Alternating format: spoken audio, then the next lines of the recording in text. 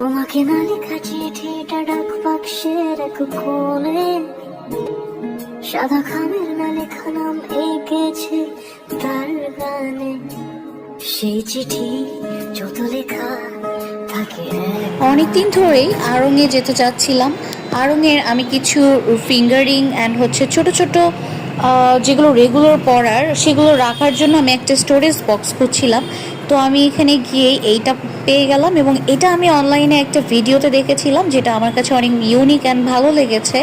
So এখানে আরও কিছু কিছু ছোট ছোট আছে যেগুলোতে আপনারা রেগুলার ওয়্যারের জিনিসগুলো রাখতে পারবেন। Price was very reasonable and আমি ওদের ব্যাগ কালেকশনের কথা আপনাদেরকে তো নাই বা বলি, ওদের অসম্ভব সুন্দর সুন্দর ব্যাগ কালেকশন, যেগুলো শাড়ি আপনি এনি কাইন্ড অফ ওয়্যারের সাথে এগুলো ক্যারি করতে পারেন এবং খুবই ক্লাসিক লাগে।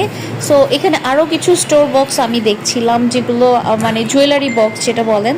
অ্যান্ড জুয়েলারি বক্স দেখতে দেখতে মনে হলো যে কিছু জুয়েলারিও দেখা যাক, কারণ এখানে টোরিং অ্যান্ড হচ্ছে ফিঙ্গারিং আমার কাছে মানে আমার নেওয়ার উদ্দেশ্যেই আসা।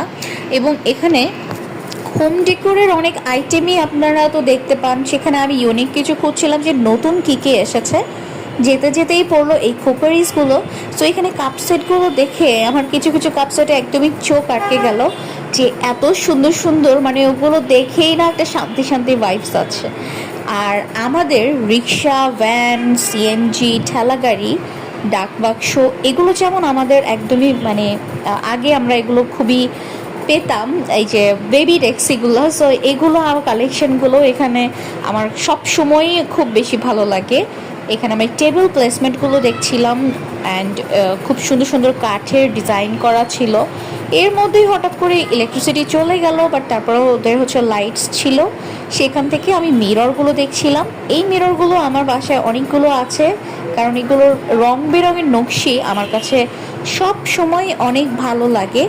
আর ছোট ছোট এই চটের মানে চট দিয়ে বানানো বাঁশের ডিজাইন করা, মানে এগুলো না, ওদের হাতের এই ক্রাফটিংগুলো এত সুন্দর এবং নিখুঁত হয় যে মানে বাঁশ দিয়ে এত সুন্দর একটা জিনিস বানানো যায় সেটা মনে হয় ওদের থেকে আসলে জানা।